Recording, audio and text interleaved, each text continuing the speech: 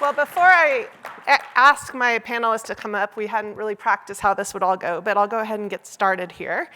But we've heard this morning a lot from Anouk and others about what prosumers are.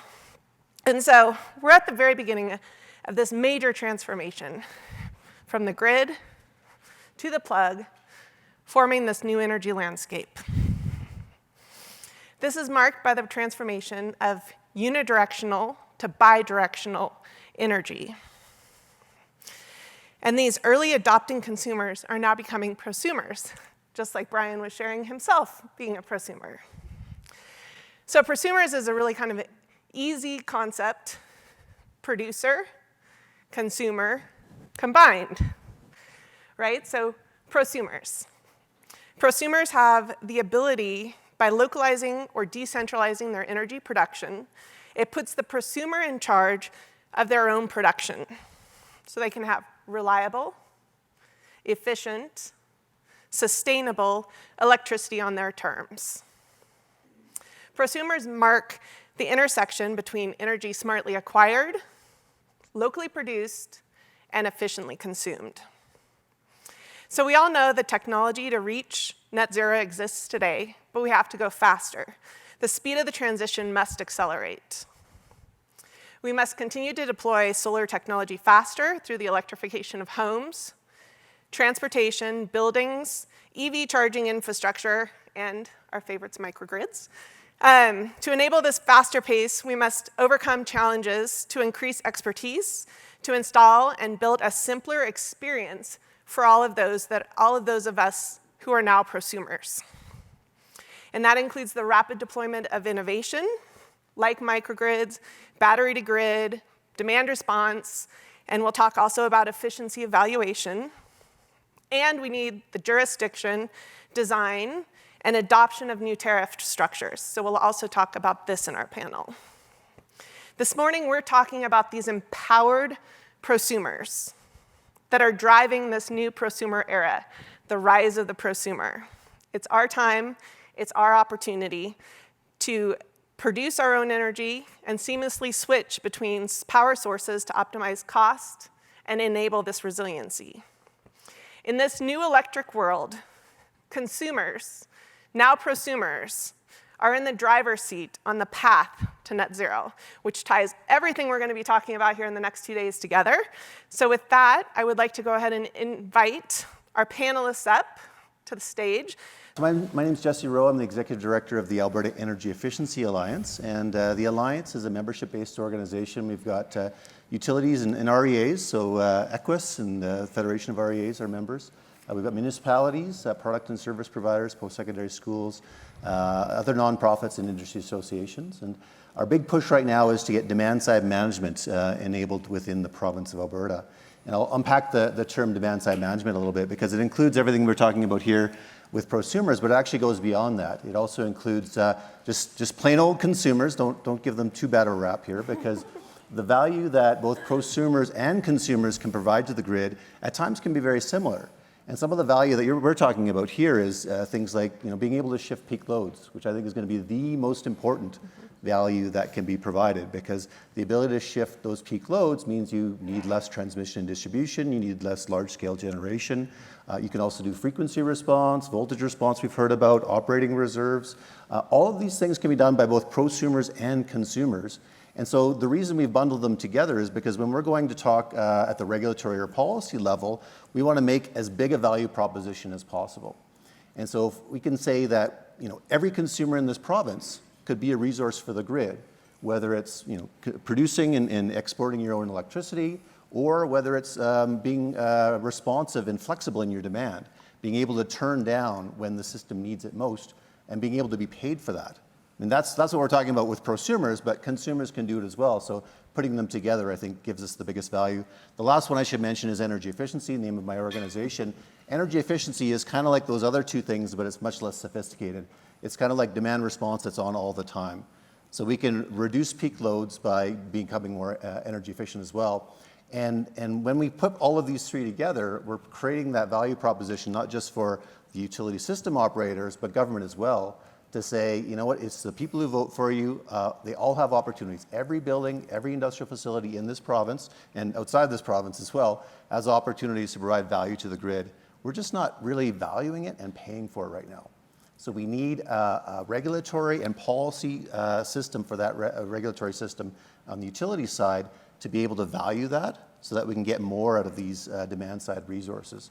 So that's what we do as an organization right now. That's our big push. We're engaging at the political level, the regulatory level with the Utilities Consumer Advocate as well. And one of the asks that I have for this room, so I'll put it out here right away, is that we've got a sign-on campaign. So every time we go and talk to those folks, we always have a two-pager. Front page is very simple, all the benefits we're talking about here today. And the second page is all the organizations that we've engaged that see value in this area. And so I'm hoping that everyone in this room could take a look at our website. It's aeea.ca. I'll remind you again at the end of this session. We've got a two-page sign-up document there, and we want to get as many logos as we can. So when we go and talk to the politicians and the regulators and the Utilities Consumer Advocate, they can see the value and interest that we see when we go out and talk about this. So that's my big ask today, is to help us create a regulatory environment so we can get valued for all the benefits that we're bringing. Perfect. Thank you so much, Jesse. And moving on to you, Glenn, for your intro and opening remarks. All right. Hi, I'm Glenn. I guess what I'd say is what Jesse just said. That's sort of what we do. So I'm a founder of Unico Power. We started about 6 years ago in Calgary.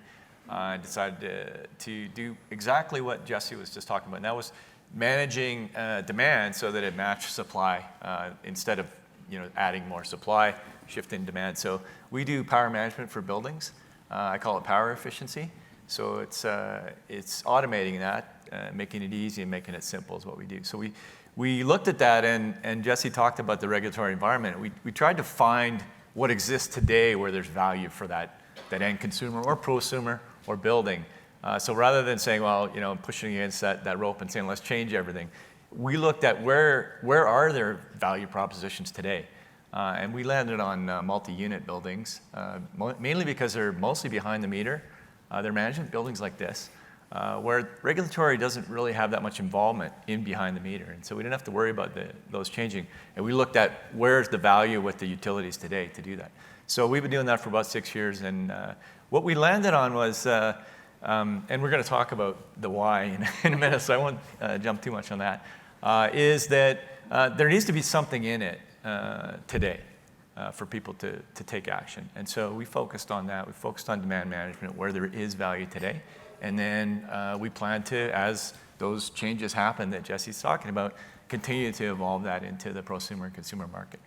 So yeah, that's all I really wanted to say about that, and we'll hopefully get on to the panel. We'll get on to some additional questions after we meet Denny. Thanks, Diana. I'm Denny Tanky. I'm the Executive Director of an Efficiency Valuation Organization. Basically, we're an NGO that 25 years ago developed a protocol to measure and verify energy savings. Some people in the room must know the International Performance Measurement and Verification Protocol. So that's the protocol that we maintain over time. And a little bit of context of how it was created, I think it's important for the discussion we have here today. Back in the 1980s and 1990s, there were a lot of performance contracting projects in the US with the federal government, and every ESCO had their own way of measuring and verify savings. And from DOE and the US federal government, it was a total mess when they were trying to compare projects with one another. So there was this desire of developing a common standard to be able to compare the outcome of each project. So hence the IPMVP. It was created in 1996, and then handled by DOE, and then handed over to the NGO, EVO. And we've been maintaining the protocol for 27 years now. And what is changing in the past 2 or 3 years, what changed is, COVID changed something. At some point, everybody was calling us saying, what do we do with COVID in our performance contract? We cannot measure anymore. There is a disconnect. And we put together a group, and we developed an application guide that we call to address a situation like COVID, like non-routine events and non-routine adjustment. I know it's pretty boring, like talking about codes and standards, but it's important, I think, for the discussion. But we did that, and it was very well received and used all around the world. And then people say, well, why don't you develop a protocol for demand response?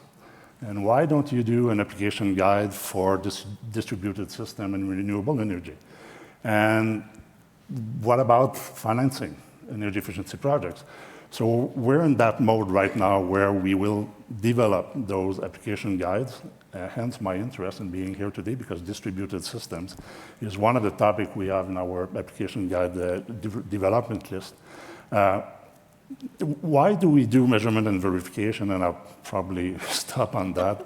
Is that when you consider energy efficiency and savings, savings is the absence of consumption. So it's the absence of something. So when you go and talk to a bank or a financial institution and say, well, I want you to finance my energy efficiency projects, and at the end of the day, I'm going to have energy savings, and this is an asset. And they look at me like, what? You're telling me that I'm going to finance the absence of something? I said, yeah, why not? So we need to explain and explain and explain. And same thing with avoided emissions in projects. This is the absence of emitting something. So we're talking about measuring something that doesn't exist. So the big challenge that we have as an industry is to have a common protocol, and now I'm selling my stuff. So as we did like 25 years ago with the ESCO world, I think the IPMVP can grow and address many of the issues we have right now with distributed system, renewable energy, GHG emission reduction, and all that combined with energy efficiency to address uncertainty of savings and GHG emission reductions, to address risk, and to address the needs of various stakeholders, including the financial community. And the prosumers. And of course. Of course. But this is on my page 2 for later. That's page 2. Okay, we'll get there. So I know Anouk started the conversation, and you alluded to it as well, Glenn, but we can all agree on the how and the what of a prosumer. But as we think about this, what is the why? What is the why for the prosumer? And I'll start with you, Glenn, if you don't mind. Okay. So, we did get a bit of a heads up on some of these, so this isn't offbeat. But, I guess chronic existential threats just don't motivate action. I think that's fundamentally the challenge that we've had with, it's not the technical part of it, as Janice said, we have the ability to do it, we don't have the motivation.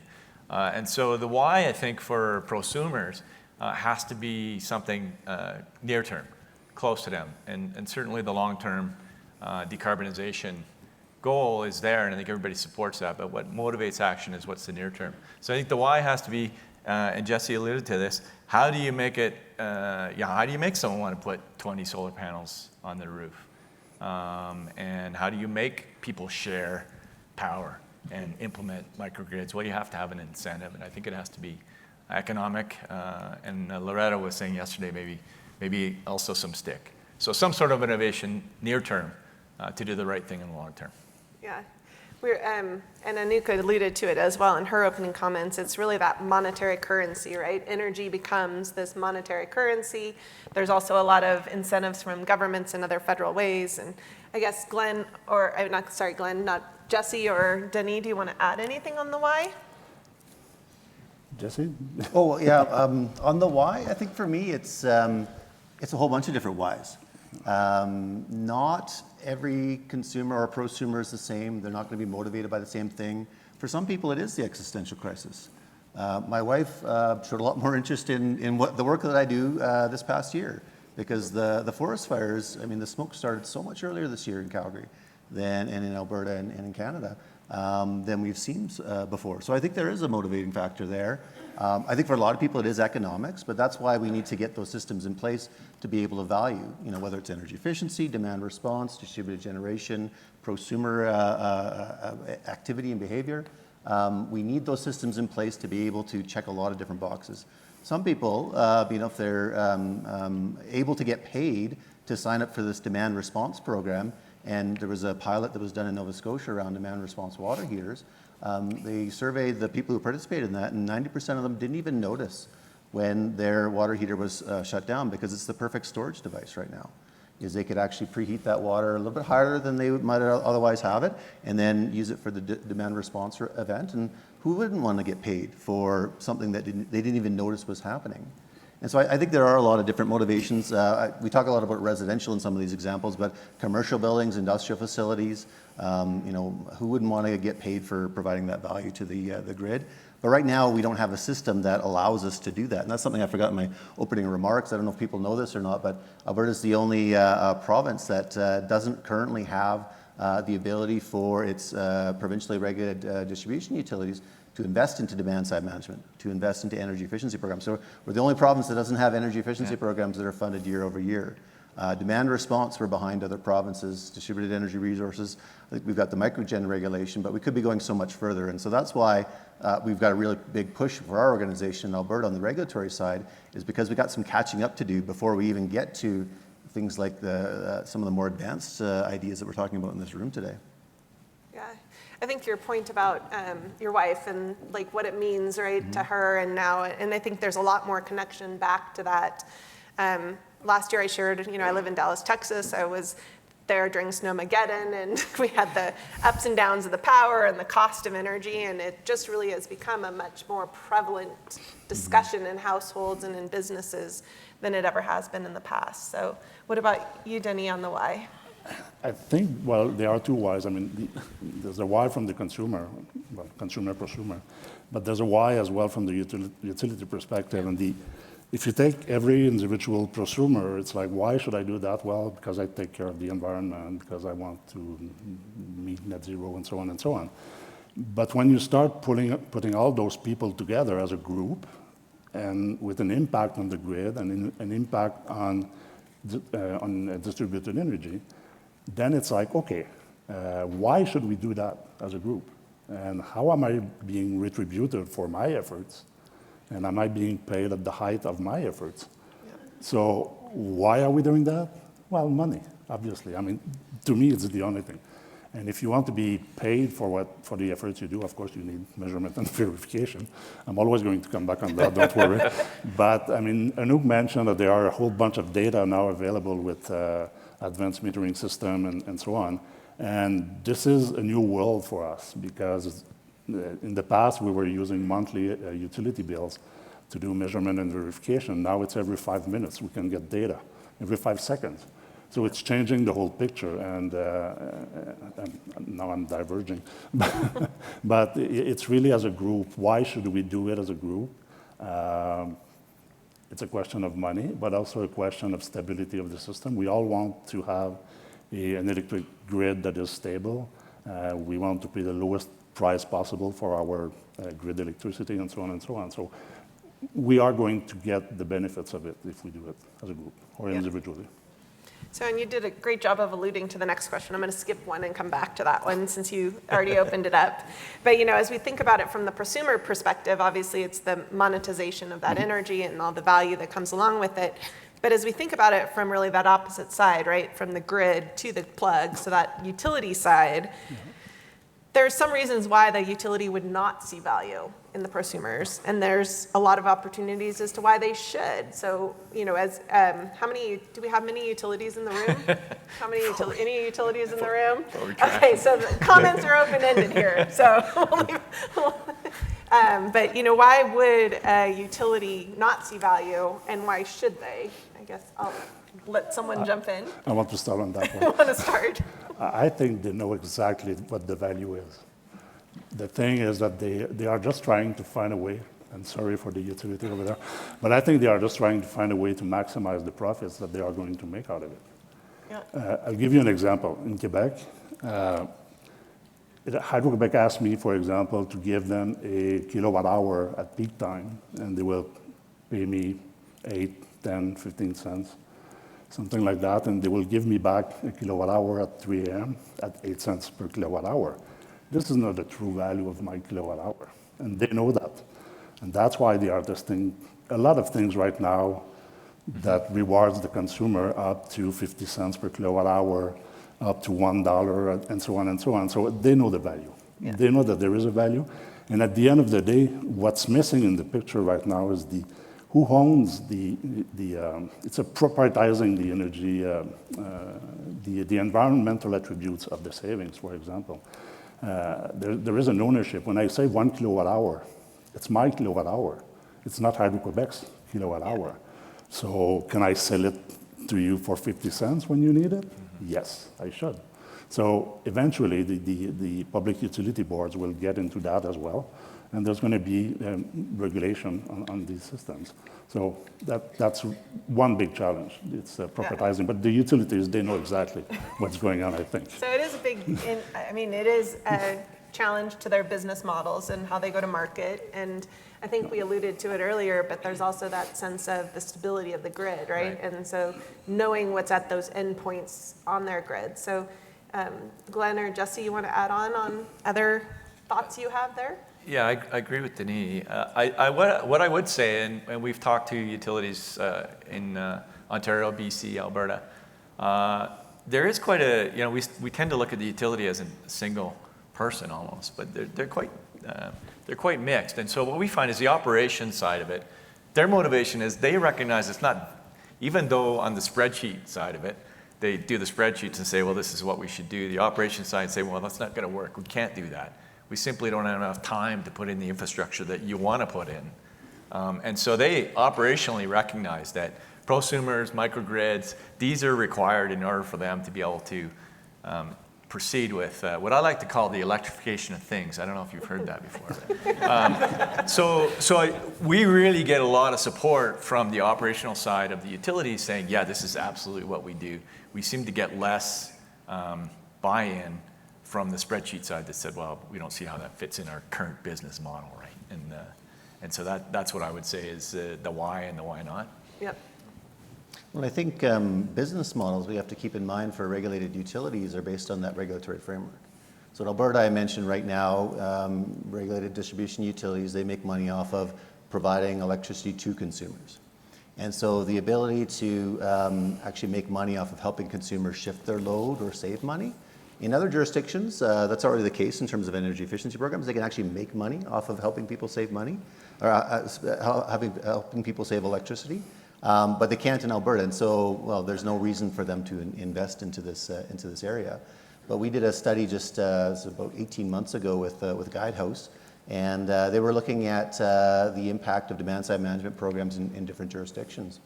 And what they found was there was a lot of vertically integrated, highly regulated jurisdictions that would get their energy savings up to the regulated amounts. Basically, the government said, this is the amount of energy savings you need to deliver every year. So they would get paid to run these programs, and so they would get up to that target amount, and then they would stop, because there's no incentive beyond the regulated target. And then after that, it's about, how can we make money off of supplying electricity? Whereas in the deregulated jurisdictions, a lot of people would say, well, how do energy efficiency programs or demand-side management programs work in deregulated jurisdictions? Because I can see the value for a centrally operated system where you have generation, transmission, distribution, and you can save money off of having to invest less into all of those items. In the deregulated distribution systems, all you've got is your wires. And what they've done in some of those deregulated distribution systems is they've said, yeah, you've got a minimum goal for how much energy we want you to save consumers. But if you go beyond that, we're going to give you an incentive. We're actually going to make it worth your while to go beyond that. And guess what? The deregulated systems are actually outperforming the vertically integrated systems when it comes to creating energy savings for consumers. And so for me, it's not so much about business models, it's about the regulatory framework that the carrots and sticks that we provide. And so that's why we need to get the balance right. I see Andy doing this. He says, maybe a little bit, maybe there's other things that are going on, but that's one of the essential elements, right? One of the essential elements is if you set up a system to do one thing, don't be surprised if that's what it does. And so we have a system right now that's all about that one-way flow of power, going from the centralized system to the distributed, the consumer. And so we do need to set up a new system. And if we do that, then I don't see any reason why utilities wouldn't be more than happy to, also make money off of empowering the prosumer, empowering the consumer to shift their load. But without that, I think we're trying to push a rope, right? That's the term you used before. I think it's, thank you to the panelists for being so kind, and I agree, we all love the centralized power that we receive, but there's a lot of work to do as we move towards this more decentralized with regulation and business models. But So Glenn, you talked about, this electricity of things, which I do really like. So kudos to you. And we've talked a lot about we really are at the initial stages of fleet electrification. I think there was a chart that I saw that went like this, like a gigantic peak up, right? And we're like way down here at the very big bottom of it. And just overall electrification. And so we've answered some of the questions about how prosumers will support this growth. But I'm going to skip to what business models do we think will be most disrupted and or built through the rise of the prosumer? And so maybe I'll start with you, Glenn, since you are our winner from last year, right? On the pitch stories, right? Second place. Second place. Oh, you got second place? Okay, my mistake. I didn't vote high enough for you, I'm sorry. No, I did. But maybe I start with you. You've been in this and thinking about this new business models and where we're going. So start with you as kind of answering this question. Yeah, so I think Jesse's probably going to have a better, more thorough answer. But what I would see is two things that stand out. One, obviously, I think the distribution. I don't think the transmission will be as affected as much. I think the distribution is what needs to make the most changes, and that'll be the most. And Jesse just talked about some of those regulatory things to change that business model.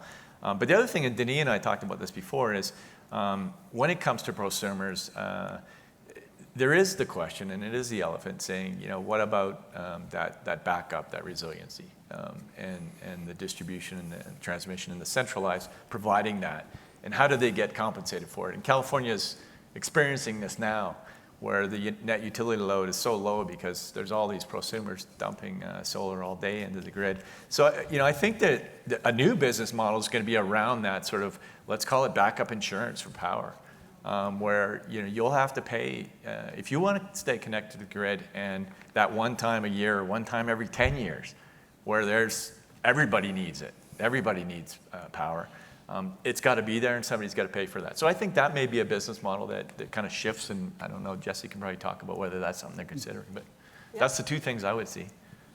Yeah, and I think from the distribution utility perspective, with the electrification of things, there's lots of work to be done. I don't think distribution utilities are going to be doing less work. I think they're going to be doing more work. And I think the work that they're going to do is not just about expanding their capacity to deliver electricity, but like I said, in other jurisdictions, they're paid to enable prosumers or consumers to be able to add value to the grid by shifting their loads. So on the electricity side of things, I think there's nothing but growth ahead of us, and in some cases, there's too much growth. It's going to be hard to keep up. And so there's actually going to be, I think, a willingness to open ourselves up to lots of different ways of meeting those needs, because if no one entity, no distribution utility can keep up, then they should be more open. And I know it's not the nature of an organization to change their stripes that quickly. I know we've got a lot of momentum and institutionalization of the way things were. But I do think as we see more growth on the grid, there's going to be more openness to those other opportunities. But we do need to find a way in which everybody can find a win-win within it. Otherwise, we're going to have the gears grinding, and it's going to be a pain in the butt to try and get some of the systems going that you're talking about. But if we can find that win-win kind of regulatory structure and the business models that go alongside it, I think that there's more than enough work for everybody in this area. And on to you, Denis. Maybe two things to add on that. I'm not sure it's going to be that disruptive on the current, I'm talking about what I know, which is a regulated monopoly in Quebec, for example. But one of the things I see with more prosumers or more private production is that since the distribution system, and we're going to talk about resiliency, but the distribution system are paid for by the tariff. So if you're not consuming that much, because you have a heat pump or whatever, you're not contributing to this whole system. So again, somebody will have to pay for it.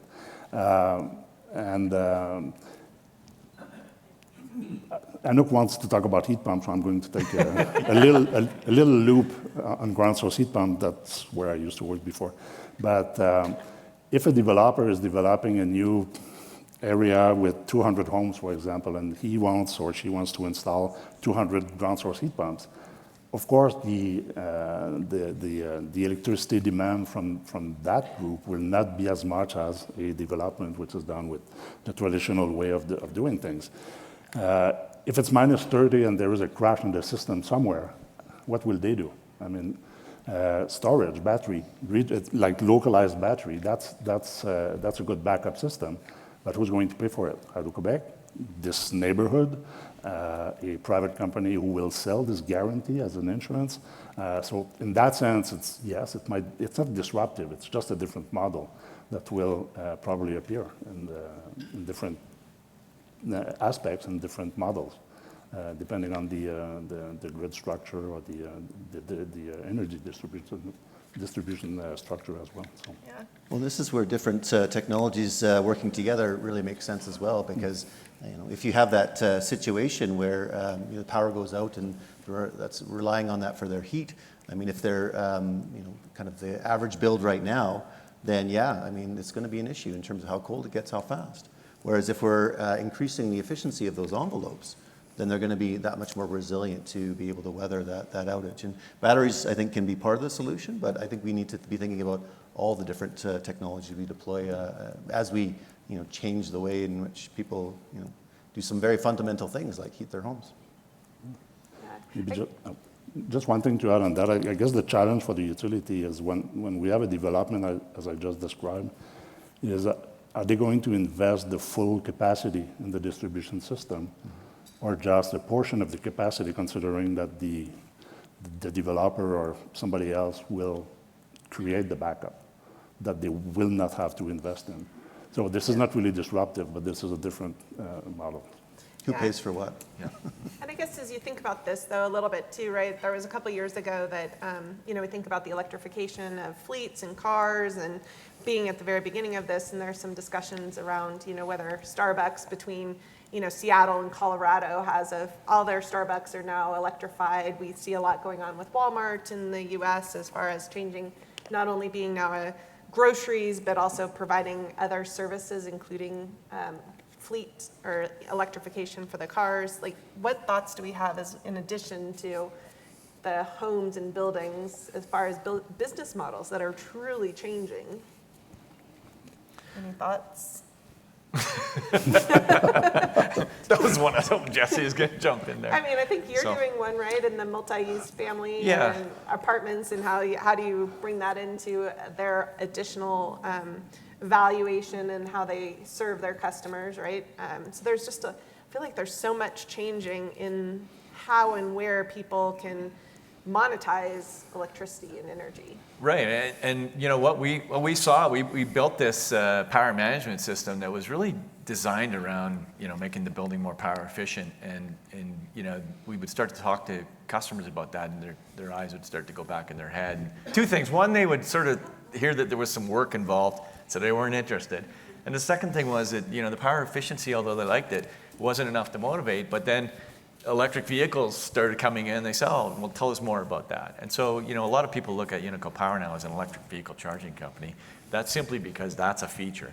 I think that Anouk's right. I think heat pumps and electric heat is going to come a lot faster than, and maybe not as much in this particular market, but in a lot of markets. And so we're dealing with these buildings that have been built. They're there. Their infrastructure is what it is. And now they're saying, okay, now we're interested in power efficiency, not so much for the 10, 15% cost savings, but because we can't have heat pumps in electric vehicles and electric cooking and all these things can't be electric with the infrastructure we have. So I think that's going to, if we look at the built environment, that's 95% of the stuff is already here. So it's about using that. So I think that we will see when we're dealing with a company in Calgary that wants to, it's a last mile logistics, and they want to electrify. All their stuff's there, and they're saying, okay, we want to electrify, but how do we do it with what the infrastructure we have today? And so that drives, I think, towards the, they got to become a bit of a prosumer. They got to figure out a way, and where's Jan? So, combined heat and power is an option in this province for that, to say, hey, you want to be a prosumer because now you can't get more in, but you need more in the building. More there available. Perfect. And Jesse, you alluded to this just a few moments ago, and I'm going to open it up to all of you for questions here after this next question, so get your mind going. But Jesse, you alluded to it, how do different groups need to work together, and what different groups need to work together to further unlock the value of the prosumer? I think there's lots of groups that need to work together. I think everyone in this room has a common goal. A lot of times we are all operating kind of on our own things and our own businesses, our own, whether with a utility or a municipality. But in order to get the value that can be generated, you need to connect all of those things together. And I think one of the things that I hadn't mentioned yet that I really wanted to talk about was what's the value for the ratepayer that's not getting involved in these systems, because we do need to think about that as well. Because as we move forward these ideas, if we can't have a good answer for that, there's going to be more and more hesitancy from a political, from a regulatory, and from a utility perspective. But I think there's actually a really good answer for even those people that aren't getting involved in these systems, because we're going to reduce the cost of the total electricity grid, we're going to reduce the cost of living, we're going to reduce the cost of doing business in a given jurisdiction, we're going to be able to attract and retain businesses more. That's growth for everybody.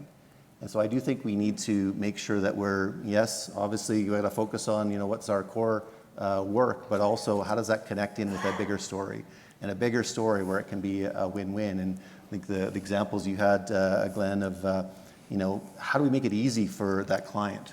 Mm-hmm. Instead of them thinking about how is this making my life harder, how is this making my life easier? Oh, I don't need to upgrade that service. Mm-hmm. Oh, that's great. I really like that answer. For the average consumer, how is this making my life better? Oh, we're going to bring down the cost of the total grid because we don't have to build as much transmission distribution, and we're going to keep the peak wholesale prices down. Oh, that's fantastic. So that's why we need to make sure we're connecting these dots beyond maybe just the pockets that each of us is working in. Anything to add from either you or Glenn or Denny? The one thing I would say is that, and what some of the challenges are, is that it's where, when we talk about the point of use and controlling and managing and making decisions based on that, it's where should those decisions be made. And I think that there's some disconnect right now between where in the delivery chain does that happen. And my view is that we need to recognize, if we use an example of everybody's in this room and somehow we all got here, Anouk and her team sort of told us where to be, but they didn't tell us how to get here. And had they tried to coordinate that, imagine them trying to coordinate everybody's travel plans and everybody's drive. Half of us wouldn't be here yet. So I think the idea of trying to control and manage at too high a level is the challenge. And I think that's, certainly as somebody who wants to manage from behind the meter, obviously I'm biased in that direction. But I think this is where microgrids serve a real value, where you sort of get to this, what is the viable sort of level? Obviously, if we had a completely coordinated central system controlled by one place, and that'd be the most efficient if it actually worked, but it doesn't, right? So it's pushing that down. So I think that's part of when you say, how do we work together? It's saying, okay, let's decide where the how happens. And I don't think it should be at a very large 1 million or 2 million population thing. And it needs to be down into that sort of viable 150. Community size. Yeah, community size. I think community is really important for the caring and sharing that's needed for microgrids. Once I get beyond 150, I don't really care. Yeah. Right? All right, to the audience, any questions? We got Anouk with a microphone and other microphones in the room. This is your chance. This is the ground setting for the next 2 days. So ask your hardest question. Okay, thank you. To Jesse. Is it going to be a hard one? It's going to go to you then, Denny. Okay. Thanks for the opportunity to start this off. Very, very good considerations there. But I found both from, I guess, the Caribbean perspective and from Barbados and also living in Canada, in Calgary too, is that it's always going to be the customer with means that's going to be going into this prosumer issue first. And so I think this is one of the disruptions, because as I think was said there, the consumers are going to still have to pay for that, the ones that are left behind. And I think that, I speak to a lot of people who really want to get into this, the entrepreneurial spirit, but they just don't have that means to start with. And to sell something like this, when people are going to just say, well, here's another thing that the more wealthy or affluent or people in the know like us are doing, how do we get over that? Because that is a big political stop, because nobody's going to want to do something that is not empowering everybody, because we talked about values, but the independence is a big thing. People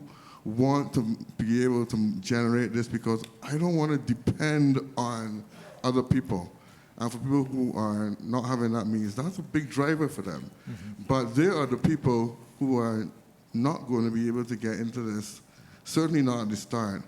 And you need that start to be something that everybody feels they're part of in order to make that kind of fundamental change nationally or internationally that we're looking for. So, that's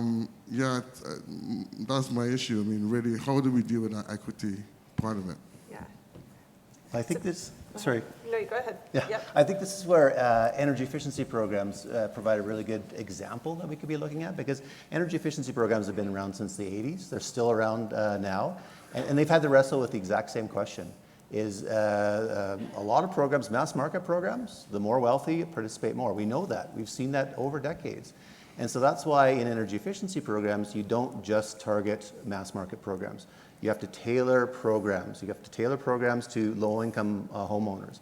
You have to tailor programs to renters. You have to tailor programs to affordable housing providers. Even in the business sector, we know that non-chain grocery stores don't participate as much as multinational grocery stores. And so they will micro-target their programming to be as specific as, all right, here's a locally owned grocery store, small grocery store. We have to target that specifically, and we can't do it with a mass market program. So I think we're going to have to do the same thing when it comes to DERs, distributed energy resources, and other technologies. But I do like the fact that we can not just try to target the whole marketplace right now just with distributed generation, for example, because there are some examples where it's not maybe the best fit. But that's why I like putting energy efficiency, demand response, and distributed generation and battery storage all together. Because you should be able to find something that most consumers will have an interest in and have an ability to participate in. And some of that stuff, yeah, we've got experience since the 80s in deploying it and making sure that it's more equitable. I wouldn't say that we've ever gotten it perfect, but we at least need to make that effort and be able to demonstrate the what's in it for me for all different consumer types. And then the other thing that we need to do is we need to make sure we're clear on, even if you don't participate in any of those programs at all, what's your benefit?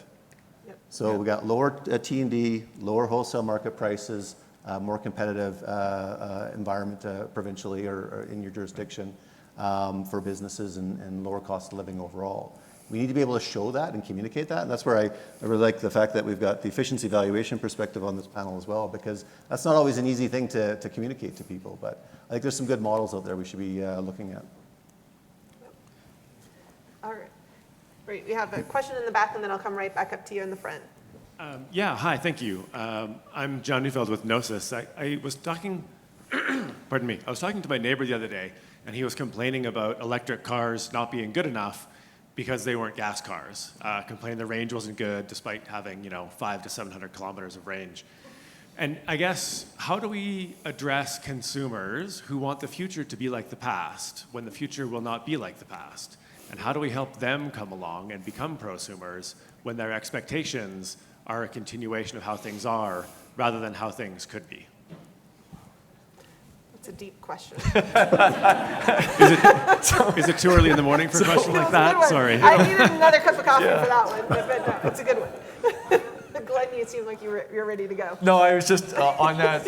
I was at this show in Vancouver about a month and a half ago, Fully Charged Live, and Sandy Monroe was there, and he's looking at our stuff, and he's going through it, and we're talking about how it works, and he's quite interested. And he said, you don't have a quality issue here. You have a psychology issue, and I can help you, right? And so I think the psychology issue is the big challenge on that.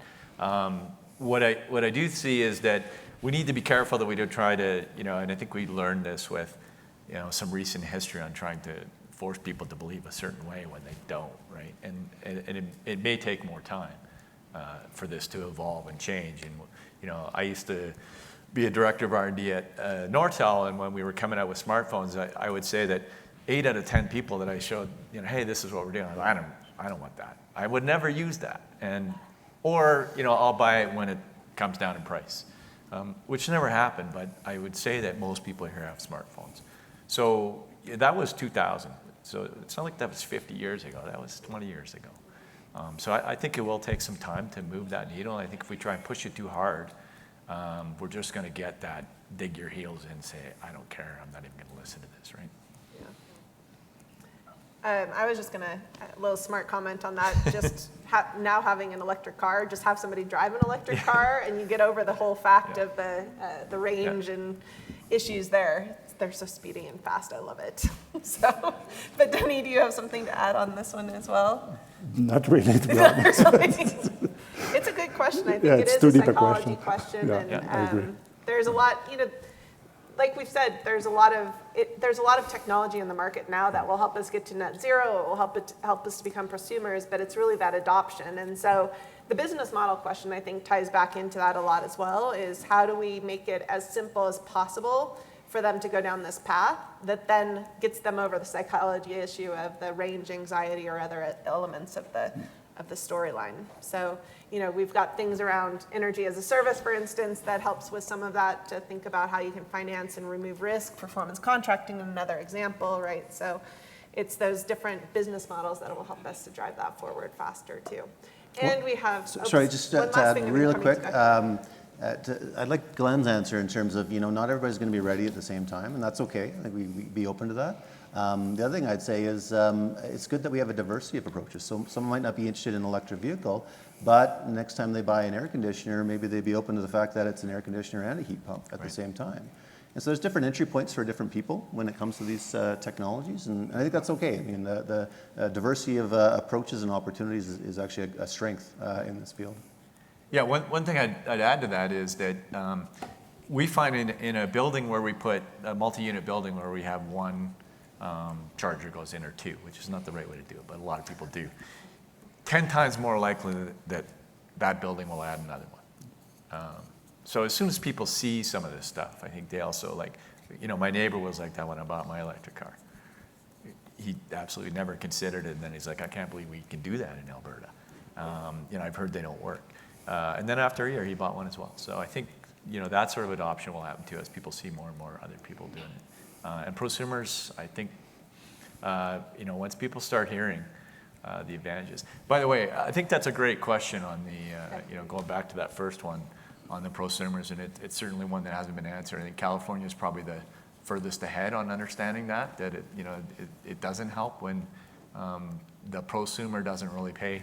As Denise said, they don't really pay their fair share, and they're just getting all the benefit, and all that's going on to the ratepayer. So that's the key thing, I think, when it comes to the regulatory, is to make sure that those prosumers continue to pay their fair share.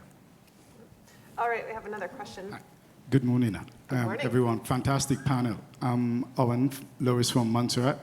In terms of regulations, in Montserrat, access to electricity is considered a human right, and therefore the utility is mandated to produce enough electricity for the entire population. We're looking at the fact of introducing prosumers, distributors generated. From a legislative point of view, where does the panel see the government can shift in terms of the responsibility? Would the utility still be mandated to provide 100% of electricity at all times and still allow prosumers to be generating when they can? Thank you. Good question. So it kind of gets into that regulatory and how fast can government and other elements shift. So who wants to start with that? Maybe just one comment on that. It's if I get it right, it's the obligation to serve versus the obligation to produce. And these are two very different concepts. So there is this obligation to serve when you are an electric utility, but production doesn't have to come from the same entity. So in that sense, there's a definite role for prosumers without affecting the responsibilities of the distribution company, which is probably a public company or something like that, or not, I don't know, but definitely two different things. Yeah, very well said, and I think the devil might be in the details in terms of what's actually written in that legislation, right? Like, does it say must produce or provide, or does it say must enable them to get that electricity? Because if it's one or the other, then it might be easy for them to say, well, I can procure it centrally, or I can enable the transfer from another entity. If you've got a very flexible word in there, and if it's less flexible, then yeah, maybe there is some consideration for how do we increase the flexibility of legislation. Because I mean, I have that conversation in Alberta all the time in terms of, well, are the utilities actually enabled to do demand side management? It says we are empowered to provide electricity in a cost-effective manner. Well, demand side management makes it cost-effective, but we haven't done it for 20 years, and the Utilities Commission hasn't approved it for 20 years. So what's the level of comfort in actually moving down this pathway when we've got ambiguous language within the regulations or legislations, which can be a huge barrier. So yeah, the devil is probably in the details when it comes to what does that specific language look like. Well, I think the utilities are having a tough time right now, right? They don't know how much distributed energy resources are available on their lines and their feeders and transmission and distribution. So until they have a sense of, there's this concept around distributed energy resource management systems, DERMS, that a lot of the utilities are putting in place, and then we're going to hear more about VPPs, right? So until they have an idea of some of the availability that's out there on those transmission, that's when they can start to say, let's not feed to 100%, let's feed to 90%, because we know we have 10% of localized generation available to us. So it's a details and devils in the details and the data of availability of information, I think, at this point. Okay, last question. Hi, Taylor with Honeywell. And it seems there's a lot of intelligence here in this room for solutions and providers of solutions as well as innovators. And my question to the team, and Jesse and Glenn, you had talked about the motivation for change. And the question to the panel of the team is, what are you seeing in legislation to drive for the change to incentivize not just prosumers and consumers, but also for the infrastructure? Because we're having these conversations in hydrogen and new energy as I meet with those type of energy sources.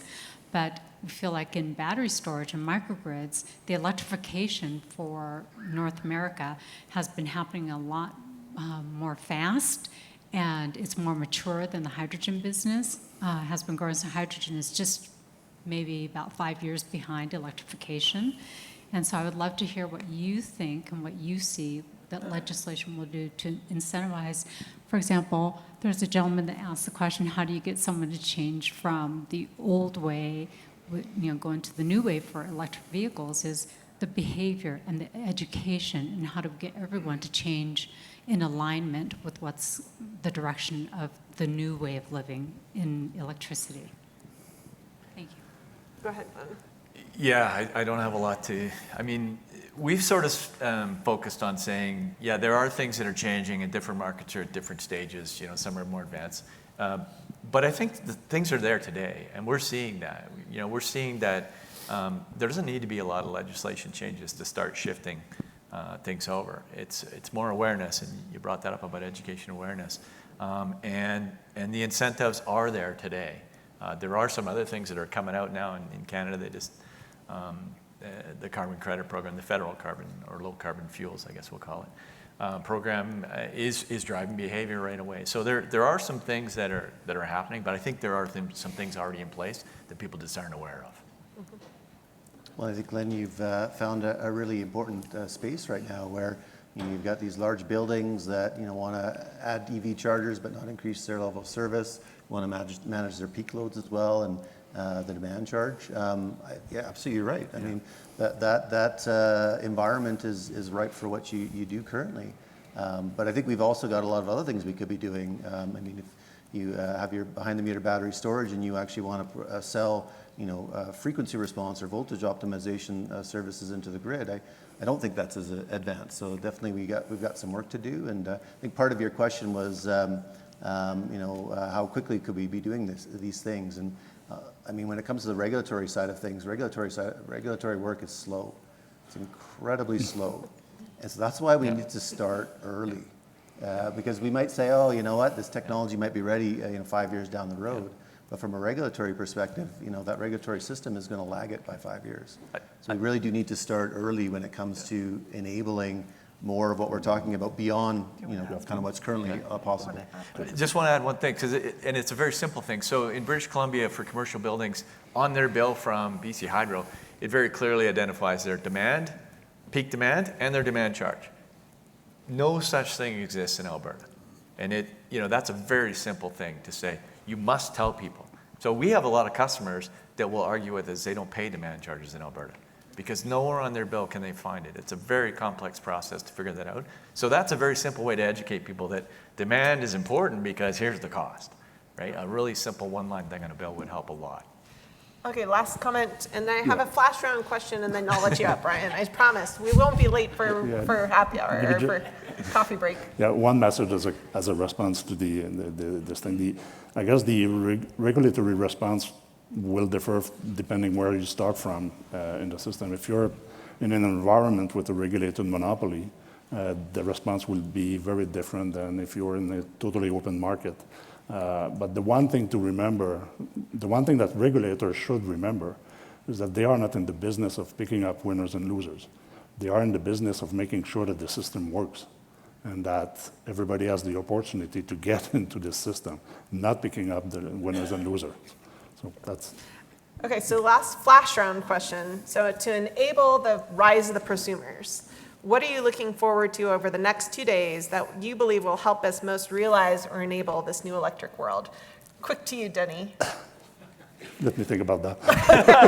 How about you, Glenn? Okay, so what I would say is always at these DEFs that there's all these dots that are out there. There's this picture, but it's connecting those dots. So for me, I find every time I come to one of these things, there's a dot out there that I feel like, I have nothing to do with us, and all of a sudden I realize it does, right? So I think that's really what I want to continue to do is to find those dots that, hey, we're connected to this, and it is part of this overall decentralized energy. Yep. What about you, Jesse? Well, I'm really looking forward to the next panel around virtual power plants because that's, I think, part of the opportunity of aggregators to play in this space. And we didn't talk too much about them, but you can do aggregation on the VPP side. You can do it on the demand response side as well. And I think they're going to have a huge role to play in helping to not only help manage the grid and get these resources onto the grid, but also keeping the cost of the grid and all the expansion that we need to do to a manageable level so we can maintain affordability for consumers. And I did, before we close, promise that I'd repeat our website where you can go on. we want to get as many logos. Well, this isn't something that's going to profit me. It's actually going to profit you because this is our opportunity to have someone take forward this message whenever we go and speak with the politicians and the regulators to say, here's all the companies that are interested in this space. Yep. So it's very simple. Our name of our organization, aeea.ca/DSM, Demand Side Management, DSM. Perfect. So Nice. please let us know if we can add your logo to our 2-page sign-on. Do you have one, Denny? I'm going to finish with the standard boring answer is I think what's important for everybody in this room is to be able to refer to the same references when they talk about savings and emission reduction. So adopting a common language for those things, which is the IPMVP, of course. Yes, of course, but managed through the data. Us, exactly. Okay, so Brian, we'll turn it over to you for giving us big round of applause for this group. Wow.